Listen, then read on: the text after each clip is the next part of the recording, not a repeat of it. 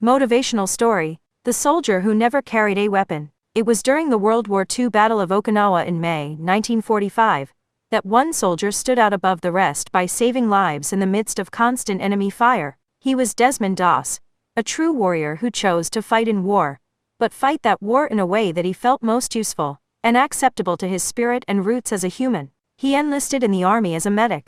But what is also remarkable is that Desmond did not carry any weapon. He had the conviction that he could both serve his country at war and also obey the command "Thou shalt not kill." During his training, no one imagined he could succeed, and most of his comrades mocked and harassed him. His officers tried to get him discharged because the idea of a conscientious objector, someone who opposes military service, wasn't accepted then. Often at night, as Desmond knelt quietly by his bed to pray, his comrades would throw boots at him because they just couldn't understand this guy who wanted to obey the words "Thou shalt not kill" in the midst of a world at war. Some officers tried hard to humiliate Desmond, to force him to carry a weapon, but Desmond persevered and remained devoted to prayer and worship. Even though others scoffed, he was unwilling to compromise his convictions. That showed his true fortitude and character. During a couple of combat missions before the Battle of Okinawa, Desmond's courage started to shine. No one else seemed so dedicated to helping his fellow soldiers.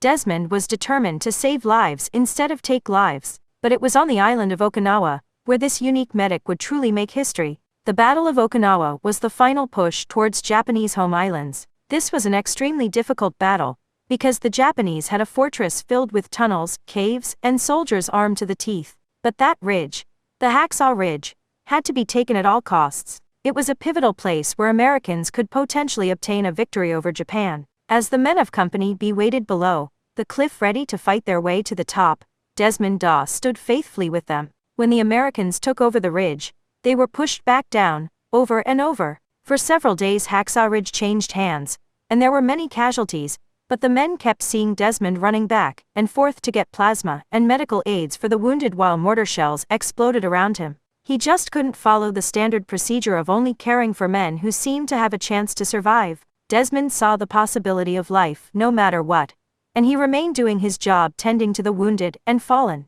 Those men could hardly believe what was happening as, time after time, they saw Doss go back into the enemy zone and pick up one wounded man after another. Desmond kept praying, "Lord, please help me get one more."